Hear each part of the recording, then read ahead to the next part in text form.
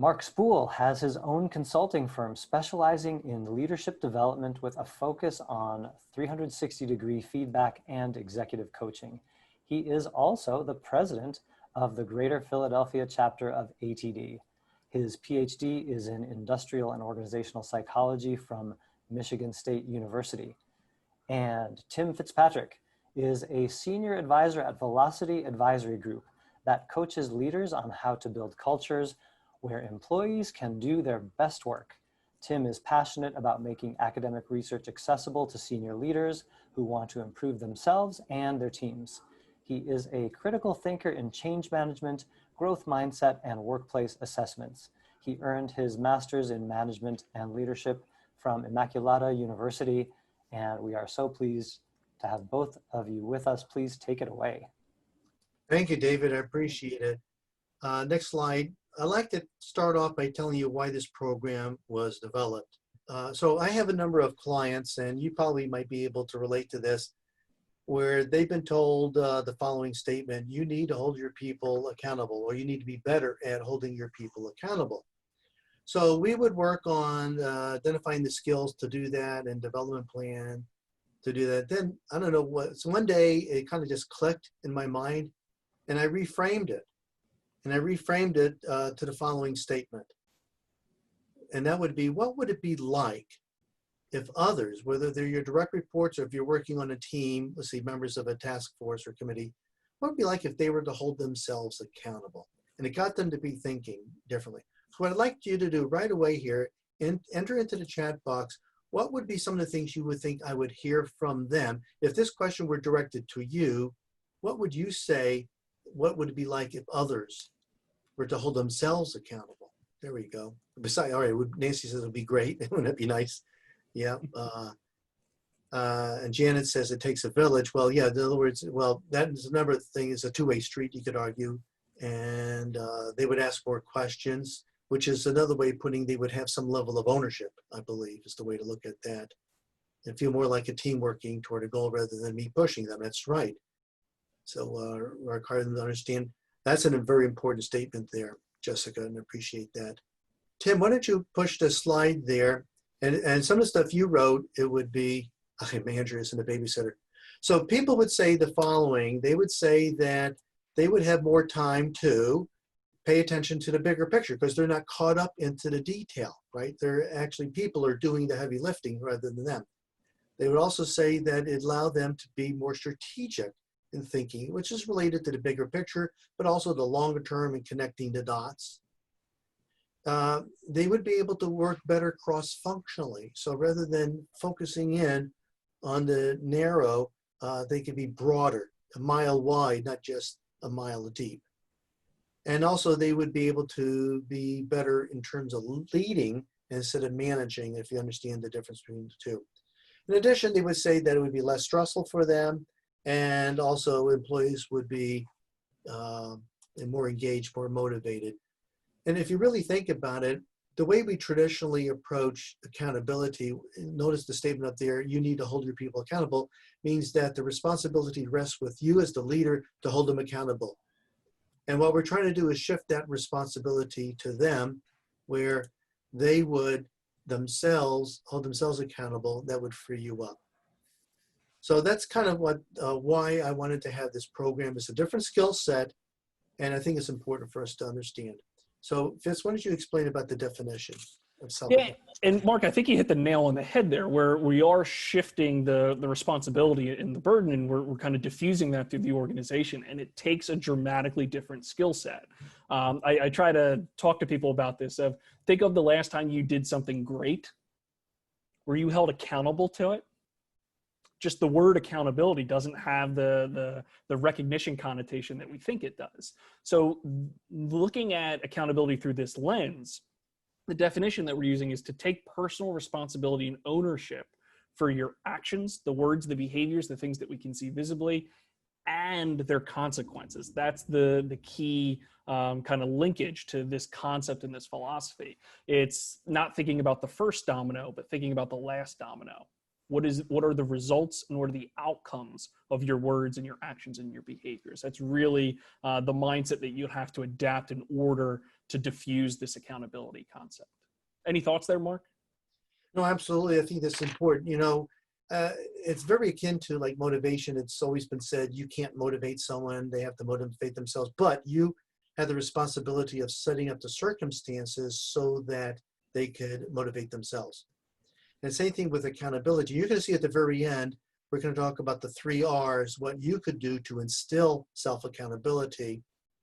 And it's really about personal ownership, as the definition here says. And I think this is really important for all of us. I think, again, about motivation. If the source of motivation rests with the boss, the word accountability, to me, I find in organizations has some sort of a negative sense to it, a negative tone, because it's, if you mention the word accountability, it's more not about, oh, how great you are, but what you did not do or didn't do well or anything like that. And when that source, if the source is rests with you as the boss, goes away, then they don't necessarily hold themselves accountable, and we don't want that type of situation. Yeah, so when we think about unpacking this, we all have kind of brought our own definition to this. I think, for folks, we can see when there's a lack of accountability in the organization or on our teams, we feel it, and we feel that stress. So we really wanted to talk about, what are the behaviors? What does it look like? If I had to award you a medal for accountability, what would I write in the commendation? How can I see it? How can I feel it? We'll also talk a little bit about just a model that we're calling brand. And it's really when you do this well, your reputation precedes you. So we want to make sure that employees are able to use this, especially in a virtual environment, to say, who's on the other end of that 2x2 box? What is the brand that's showing up to this meeting? We also want to pressure test it to talk about some fallacies, some things that we kind of assume to be true in this world, but in this new normal, we should really pressure test to say, hey, should we be thinking about this differently? We'll go through a little bit of a exercise there to rethink how we're seeing our new world. And then also, Mark, you touched on is, we don't want to make this academic. How do you, once we hang up on this Zoom, how are you going to put it into practice in the real world? So that's really our hope that we'll use this time for. Great. Thank you. All right, so let's start off with an exercise. So you have 2 columns here, and the left-hand column is typically what, we talk about is what we don't want to see, right? So I'll call it not self-accountable behavior. Now, these would be people who are waiting to be, they're waiting for marching orders, right? They wait to be told what to do next. For whatever reason, and we can later on, we're going to take questions, and hopefully we'll have plenty of time for Q&A. And this webinar, we could go on for, a half a day at least on this, because there's a lot of reasons why people do what they do on the left-hand side. And if we have time, we could talk about that. There's some people who just show up, and that's fine with them. There's other, when they give a presentation, it's, death by PowerPoint, but I call it a data dump, and other people refer to that as well. Number 4 is, they really don't think deep enough about a situation. So they're surface level. And the last one is they kind of throw up their arms when faced with a roadblock or an obstacle. What I like you to do is match the numbers on the left with the correct letter on the right, and use that in the chat box. And so you can see what letter goes with number 1, what letter should go with number 2. Take a few minutes, you might want to write it down on a piece of paper, and then when you get a chance, enter it in the chat box, and then we'll look at it. Yeah, I like to think of this as the antidote. So what's the antidote to number 1? And I can almost guarantee some of you are thinking of a human being's name in your head. As you read 1, 2, 3, 4, you thought of someone. I can almost guarantee it. So by then, the way, yeah. Tim, another way to think about this exercise is if you're the manager and you see one of your people displaying behavior on the left and you want to share with them some advice, what you would like them to do instead, what would that advice be? What would that phrase or word be? That's what the right-hand column would be. Excellent. Okay. I mean, you're welcome to type on, but let's go ahead and show the next slide here. So let's match them up, okay? So you all were correct in how you have it. So instead of someone waiting to be told what to do, we want them, and you can think now of certain phrases. So we want this person to anticipate. Think a level up. Put themselves in the shoes of the other person. Think ahead. Sometimes a phrase of looking around corners. Now, these are phrases that we use, but we may need to help explain what we mean by that when we give them feedback or advice. Showing up, I learned this a long time ago when there was a meeting with my boss and my boss's boss, and I thought it was my boss's meeting. And when I showed up, they both turned to me and said, "Okay, so take the lead, Mark." And I go, "Well," and that was the last time I was not prepared to take control, so to speak. So people should come prepared to meetings, even if they're not running it. They should have done their homework to really think about it, etc. That's important. Number 3 is, we have to add value. And you don't add value by just being descriptive and downloading all this information. Well, how we add value is providing analysis of what the data and making a recommendation. That's a very critical deal. Some people may have difficulty doing that. Some people may not want to do that. Some people think they need to be paid more money, or they're not their job grade. But honestly, hopefully what you get from this webinar today is it's everyone's responsibility. Yeah, Mark, my favorite one there for number 3, if you've ever gotten the email that just, it's the forward and just says "see below." That's my favorite. That's my favorite. Oh, it drives me nuts. And a boss doesn't want to have to dig into it, go into in detail and try to sort it out. You need to make it easier for them to understand and read, etc. Number 4, well, it's obvious we want to give pre-thought to something. So it's similar to number 2, where you come in prepared. You analyze the situation, you've given it thought. In your own mind, you have a good understanding what it is. You may have to check with other people, but again, you want to give it some thought. And the last one is you need to be resourceful. When you are going to face with obstacles, and believe me, you will. Just like when a plan does not occur as expected. And they say, as in war, everything, I forget the exact saying is, but nothing goes as planned. You need to be resourceful, which is different, by the way, than resilient, but you have to be looking at a contingency plan, etc. All right, so we have a good sense of this. This is important because this is a foundation of what we're going to talk about next. So let's go to the next slide. So I wanted to figure out how can we best remember this thought about self-accountability, and I was really thinking, and so I came up with I don't know if you call it acronym, but the brand. So B would be and you could come up with your own model, quite honestly, but this worked for me. Be prepared, be proactive, be responsive. These are key words that you want to use. The R is reflect. In other words, think about it. Recommend. Just don't tell them a problem without thinking through a solution. Take responsibility, ownership. A is anticipate, adding value. I mean, I got that drilled into me. I was really pushed into really thinking about self-accountability. And by the way, there's another term that's used is called completed staff work. And if you want to know more information about that, I'd be glad to share. It's not written up well. It came from the military. Stephen Covey has it in his Principles of Center Leadership. This is number 23. But anyway, it's about adding value and analyzing. And the end, well, I took a little liberty here, but it's about knowing your audience, understanding the situation, and being an owner versus a renter. So let me just share with you a real quick story here. When I grew up, my parents owned apartment buildings. I have 2 brothers. Each of us were assigned an apartment building to take care of, and when the tenant would leave, we would repaint the place, fix all the things they broke, this and that, etc. Fast forward, I'm into college now, and I'm renting a place with my roommate, and I'm hammering a nail into a wall to put up a picture, and my hammer slips, and I put a ding into the drywall, and I go, darn, or whatever word I used. And my roommate said, what's the matter? I said, I put a dent in the wall. And he said, oh, don't worry about it. We're just renting the place. You don't want employees who think of themselves as a renter. You, I'm sure, as a leader, I do know that you want to have a balance between personal and work life, but you're going to be thinking about things on your own time, your discretionary time. That's what an owner is about. And the D is about doing your homework, and the other one, you don't want to be high maintenance. You want to be able to be a person that, I mean, worst case scenario, the boss has to pull in the reins a little bit. Now, why do you think I call this model brand. That's the next, just click on it. Why?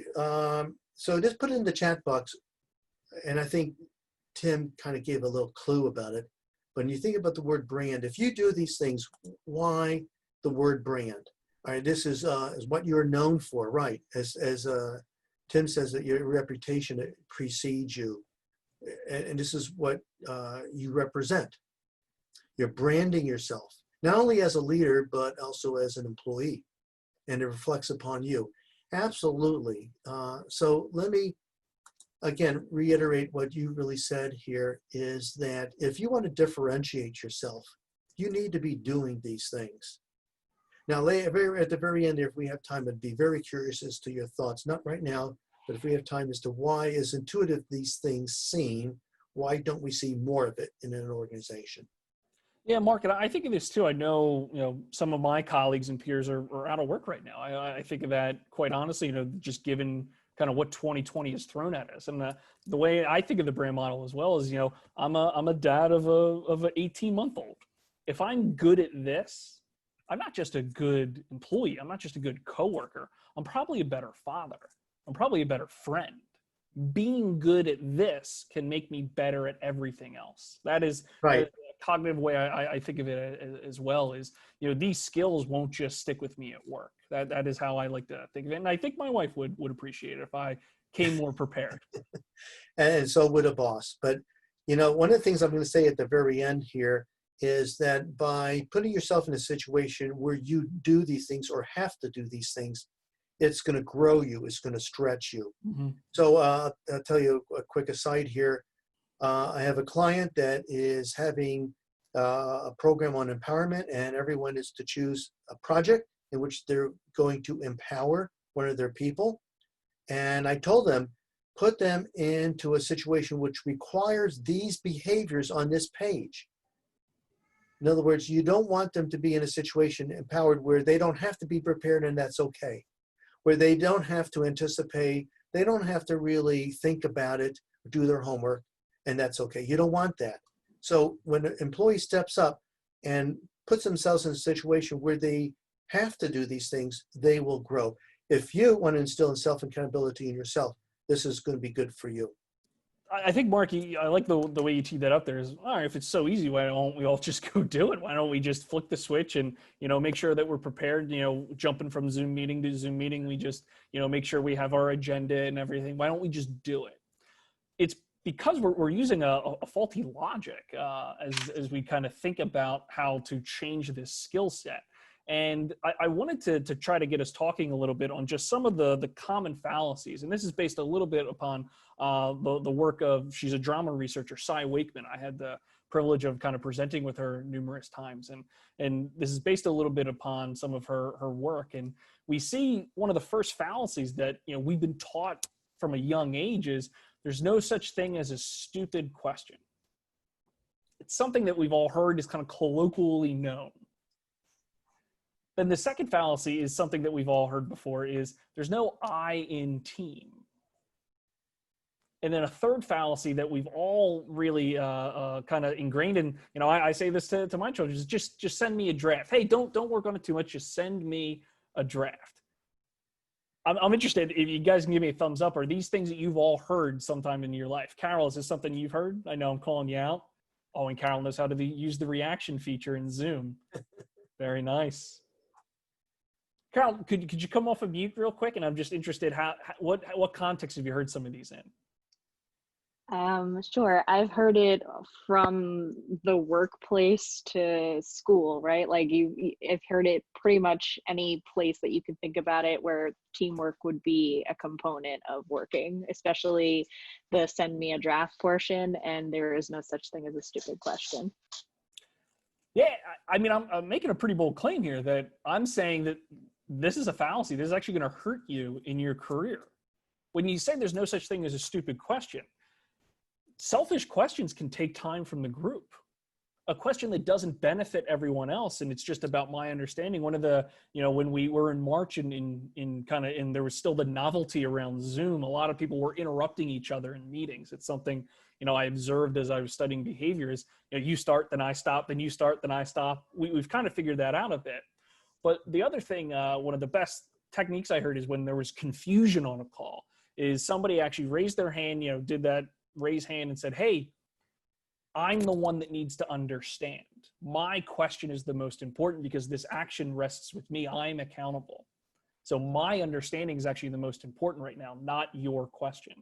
And it was a great moment for this leader to step up. So there are stupid questions. But why don't we, in fact, Tim, don't we want to put them in a breakout room to discuss this?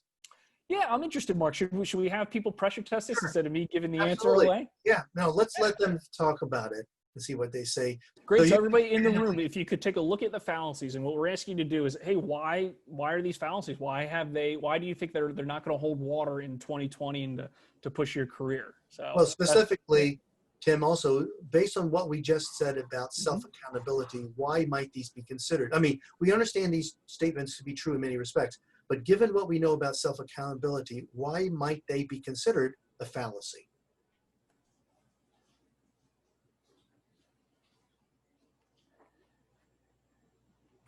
Welcome back. So Mark, what did your group come up with? What did you guys hear? Well, I'd like for some of them to report on this. So there's Carol, Joanne, and Danielle. You can unmute yourself. So with this notion of, I mean, Joanne, I think you piped in first about there's no such thing as a stupid question. Why would that be, might be considered a fallacy given what we know about self-accountability? Well, I just felt that the word stupid was probably not the right word. It's usually the issue is asking a question that is not relevant to the group, that takes you off topic, or could be something that really should be discussed one-on-one. And, you know, that's why people seem to get frustrated with those type of questions, because it's wasting everybody's time. Right, and I shared with the group a personal story with me when early on in my career, I just asked a lot of questions, and then I got feedback from my boss through someone that my boss didn't think that I was very bright. And I said, why? He said, because you asked stupid questions. And I said, well, I thought there's no such thing as a stupid question. So, well, Mark, if you really would have thought about it, you wouldn't have asked that question. It does not add value. It was already stated. Maybe you should have taken it offline, whatever. But the question you asked really demonstrated that you didn't give much thought about it. And that created a brand, a way of viewing me as not very, it could be considered lazy, not very thoughtful, etc. And Carol, do you want to talk about there's no I in team? Sure. I think Danielle said this pretty well with regards to the fact that when you are on a team, you have a personal responsibility to said team. So in fact, there is an I in team. And I think you also said it very well as in the addition of the fact that we're each individually accountable to our tasks as well as mutually accountable to one another. Right, right. And Danielle, did you want to comment on about just send me a draft? Yeah, so I think the notion of draft means kind of unfinished work. And you, I think, brought it to our attention that a draft can be poor quality work, and then poor quality work becomes associated with your brand. Yeah. So I think that, the notion of draft, really should be as close to kind of the finished copy as possible, even though you call it a draft, just so that like you kind of keep your best foot forward. Yeah. Demonstrate, that accountability. Put a thumbs up or wherever you held that if you would agree that you should never think of something as just sending it a draft, that you should actually put a lot more effort into it to make it look better because it represents you. You can do thumbs anyway. All right. So anyway, there we go. Mark, we actually had an interesting conversation around that first one, stupid question, where we said, yeah, it happens a lot in our meetings. And then, you're private messaging someone, said, hey, I'll talk to you offline about it. We're taking up a lot of time where you just, hey, that's an expensive question. It can be sometimes an easier way to reframe somebody who's like, hey, I understand, but that's a really expensive question right now. And it can help kind of reframe. And Eleanor, I'm actually, you had another fallacy that I didn't make the list here, but it was one around kind of, hey, I'm going to put it on pause. I'm interested if you could share that. Right. So you talk to people and they take you along, and then the next thing you know, you're not concluding. You're not getting the answer, right? You don't know if it's put out to pasture or they're going to come back next week. So it's just the pause button gets played and you don't really know if that pause means something internally is going on or they're just really pausing because of budgetary constraints. Yeah. Anyone else want to comment about, you can unmute yourself from any of these comments. And did you find value in actually exploring it through this exercise of why it might be considered a fallacy? I think this is Barbara. I mean, we had divergent viewpoints in our group because on the one hand, you want to be perceived as someone who is open to questions and is not judgmental. On the other hand, depending on the situation and the context, if your question clearly shows you are not keeping up, you are not paying attention to what has already been communicated, et cetera, it could put you in a bad light. So there's a tension there between these two things. Very well put, Barbara. Yes, it is Well said. important.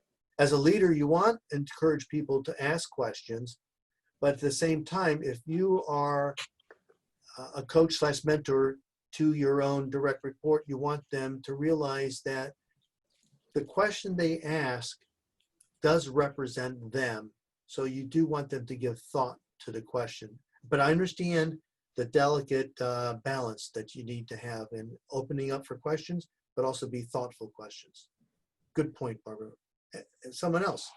I'll go. My name's Carrie. Hi.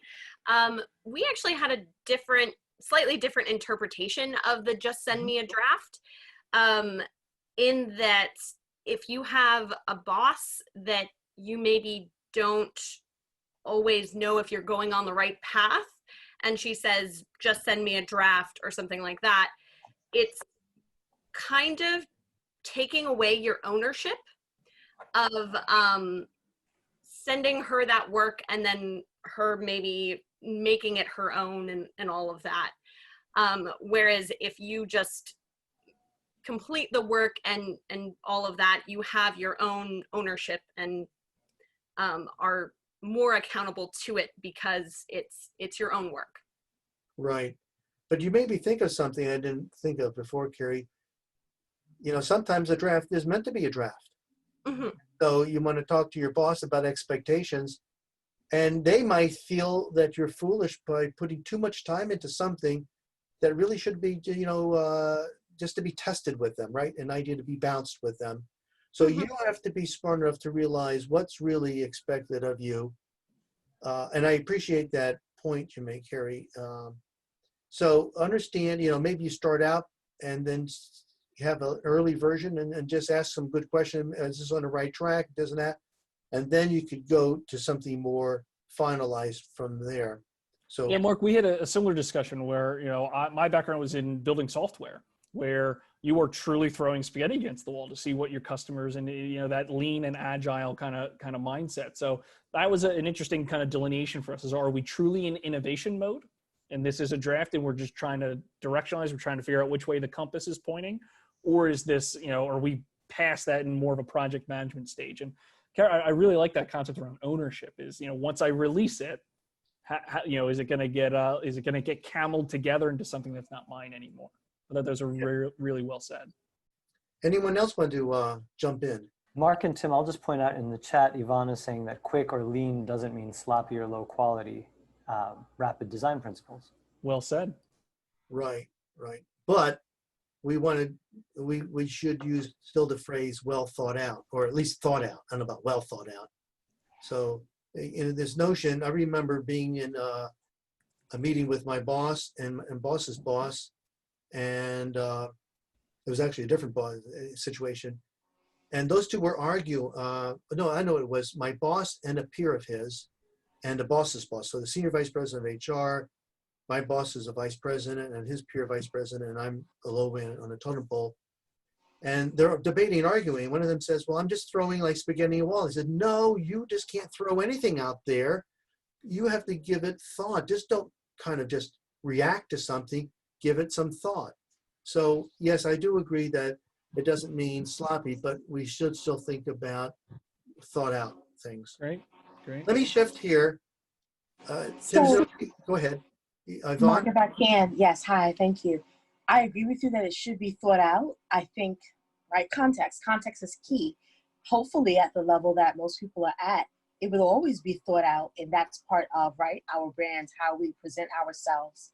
And it also speaks to how people are thinking. Some people think fast, some people think slower. And Yeah. so there needs to be some context, some expectations, but also a draft could be good enough to be like, wow, I can clearly see the design principles, the thinking and the sense in this. And oh, by the way, it also looks good, right? Yeah. Whether it's sketched out or whether it's written out, whether it's bulleted or whether it looks like marketing. It can still be quick, it can still be a draft, but I think there needs to be an aspect of both intelligence, thought, and quality and aesthetics that goes into that. That's just me. No, it's a very good point, Yvonne. And you think about design thinking and rapid thinking, it's if you have to move quickly, but yet you're trying to, something is the enemy of perfection, right? And just like good is the enemy of perfection, is if you are trying to make it better than just a draft, the train will pull out of the train station by the time you're ready to offer your idea. So sometimes you need to kind of just offer it up and not be worried so much that it's just a draft as such. So at least that's what I'm thinking from what you said. Great. And I don't know if that kind of covers your point, Yvonne, but your part is really well taken. Appreciate that. Thank you. So we did not have this on, I actually originally had the next question, and I mentioned this at the very beginning of our presentation. So I don't have a slide on this, but why is it that we don't see more self-accountability behaviors in an organization? We discussed what it would look like.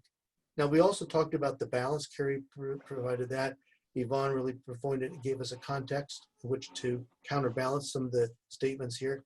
But why is it that we don't, if you were to go to those slides about anticipate, put yourself in the shoes of the other person, think things through, add value, all those, I can look at the behaviors here, anticipates, provides analysis, etc.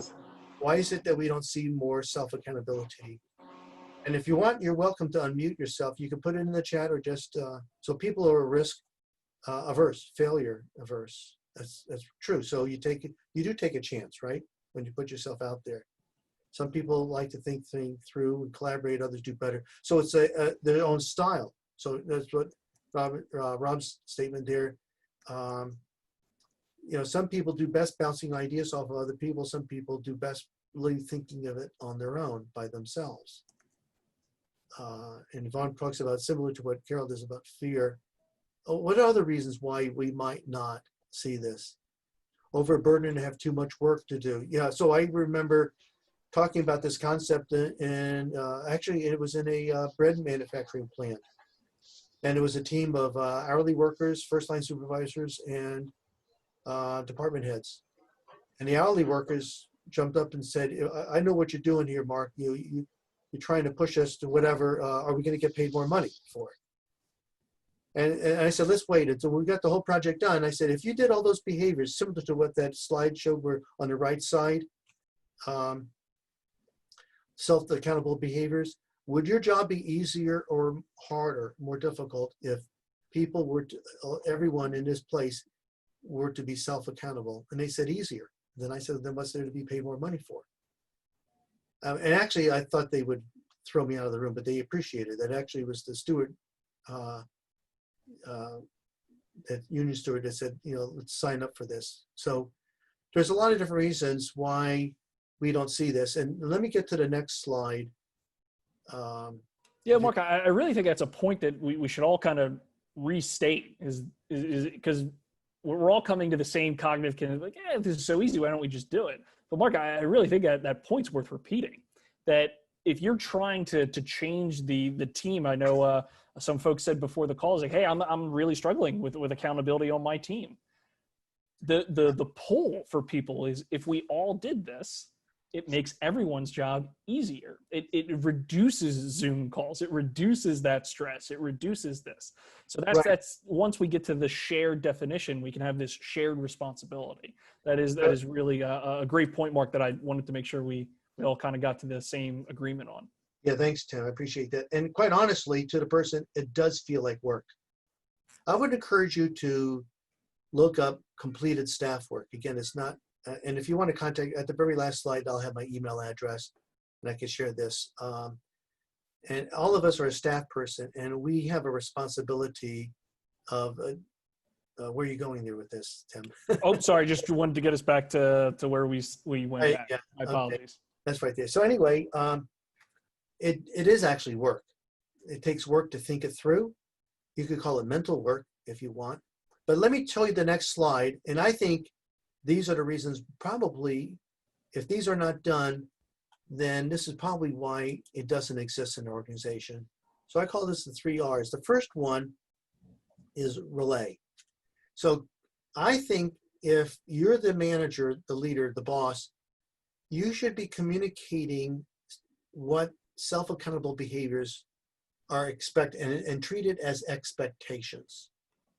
Don't get hung up whether this is hard to do, I should be paid more money, this is above my job grade, this is what you're supposed to do, and you're the boss and I'm not, etc.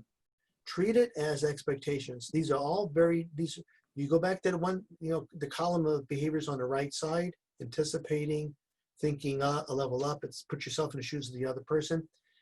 They're all doable. So treat them as expectations and communicate it as such. That will really help. And yeah, I think go ahead, Tim. Yeah, no, I think one of the new expectations that we all just have to realize in 2020 is it is part of our job description to work through the murky, to work through the unclear, to work through the ambiguity. That's part of, I think that is part of everybody's job now, because if it's not, then the robot will do the job.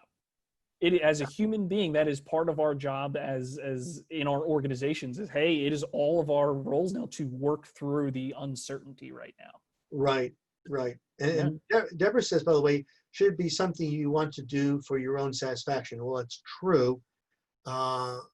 It may feel like work, but I think there's a level of satisfaction when you've really given it thought and you provided an idea and you add value. The next R is role model. And I think if you don't do what you expect others to do, that's not a good thing. So you have to actually role model it. And then the last one is to reinforce. So when they do it, you look for the things that represent self-accountability behavior and give positive comments, reinforce it. I think when these things are not done, that's why it doesn't exist. And there's others that you shared with me, but these things will help create self-accountability or instill self-accountability in others. So I'm looking at the clock here. Let's go to our last slide. In summary, and we'll have a few minutes for an open mic here. As I said, these behaviors are doable. I truly believe that. And they will differentiate you in a favorable way. This is part of your brand. And if a lot of people don't do this and you do, you'll be well thought of. I mean, I know some people worried that if you give that extra mile, then you'll always will be called upon to do that extra work by your boss. And it may not seem fair because other people get away with not having to think things through, not be given extra work, etc. And you may say, oh, that's unfair. But I think it will set you apart. It'll become part of your competitive advantage, especially if you want to have a career goal in mind and move up in an organization. And in conclusion here, I mentioned about motivation. I think that when you do, and Deborah also, again, pointed this out about do it for your sake. Self-accountability, because it comes from within you, allows it to be sustainable. And whereas before I said when accountability, the source of accountability comes from the boss. When the boss is on vacation, where goes accountability? Accountability goes with the boss. So it's sustainable and it's motivational because it comes from within. I also said that when you do these behaviors on the right-hand column, the self-accountability behavior, it forces you to step up. And you have to own your behaviors. Therefore, it's developmental. It should stretch you. And that's an important thing. So please ask your question here. let me see what Jill says. I believe that some folks are intrinsically motivated and others are extrinsically motivated. Interesting to look at. So, so let me comment on that one, Jill. So she talks about some people are intrinsically motivated, others are extrinsically motivated. Related to this, there's a concept called locus of control. I don't know if you're familiar with that or not. You know, some people have this victim mentality. It's always about someone else or something else, not them, as to why things happen. And they're not ones to do self-accountability because it's not within them.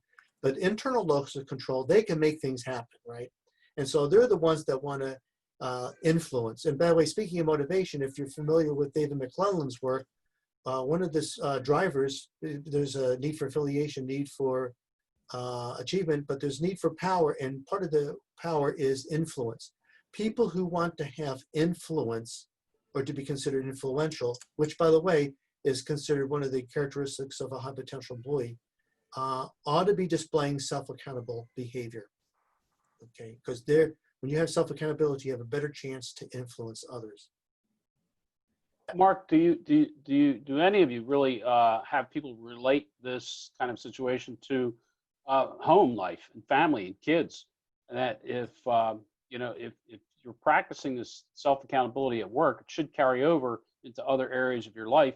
How much would your life improve if your kids and your wife, your spouse also demonstrate self-accountability as well? If you got a good team working at home, that's going to reduce stress and make people more productive at work as well.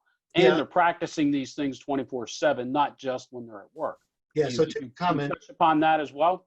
Yeah, absolutely. For instance, I hate it when my wife, when she can't hear that, and Eleanor knows my wife, so don't repeat this, but when she would say a statement like, "You made me," and fill in the blank. I didn't make her. She needs to own it. That's self-accountability. But with kids, raise them with self-accountability and teach them about being an owner. Now, I learned that through personal experience, again, with my parents owning apartment buildings, but you could start telling your kids, and they'll learn, you know, talk about, you may not use the word self-accountable, but you could catch them when they make an excuse. Or yeah, Mark, the way I think of it is, picture when somebody brings home a test, the teacher gave me a C, yep. I got an A. And talk to your kids about that. That's locus of control. That if you had to boil it down there. And I know some folks will be jumping off. We're really grateful, and we'll be happy to stay on. But Vince, that's the way I think of it. And I truly believe that being good at this can make you better at everything else. I really believe that, you know, being good at this makes me a better friend, a better brother, a better husband. Like these are intrinsic. And, you know, you probably, if you had to think about those characteristics, you probably found them in your best friend. If you think about your best friend or your favorite teacher that you had growing up, you'll see those characteristics in that person likely. Well, I think it becomes a little bit easier to have people step up if they can relate it to other parts of their lives as well. And sometimes it's just a matter of mentioning it and say, how do you use self-accountability at home? And say, oh, you know, I never thought of that. And it could be that simple. Say, hey, yeah, I could use this with my teenage kids. I could use this with my spouse, and therefore they're getting a benefit from it, not from just a business level, but a personal level, and that adds to that intrinsic motivation as well. Right, and we need to remember that we need to role model this as well, because our kids observe a lot about us.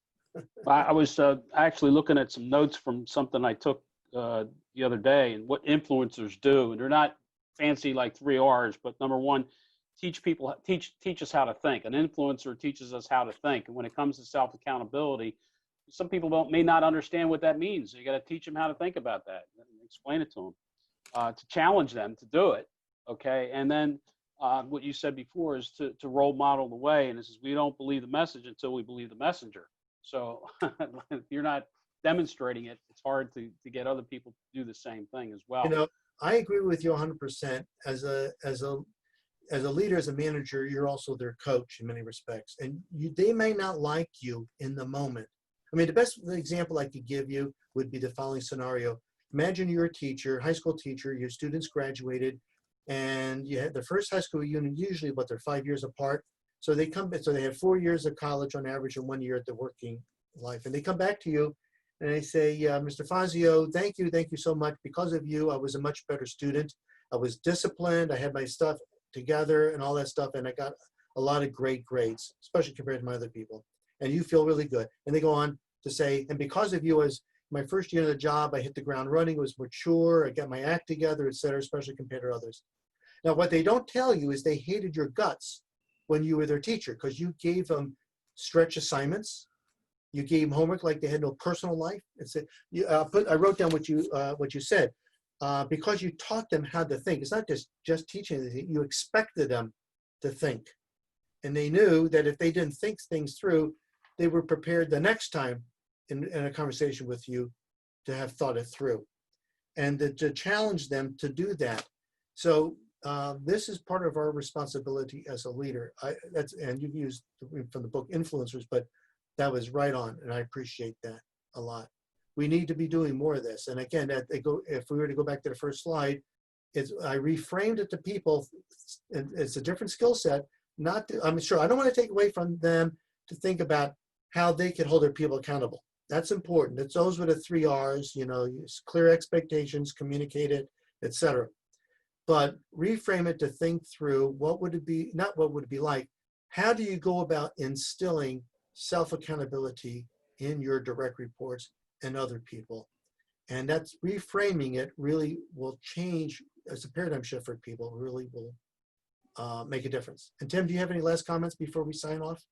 No, Mark, I think you said at the beginning we could probably do a half day on this. And I know a lot of the people that I coach and work with, this is something that we're all thinking about. From my own research, 60% of senior leaders at the C-suite, Mark, when we look at adjectives, what adjectives do you value the most in a remote leader or manager?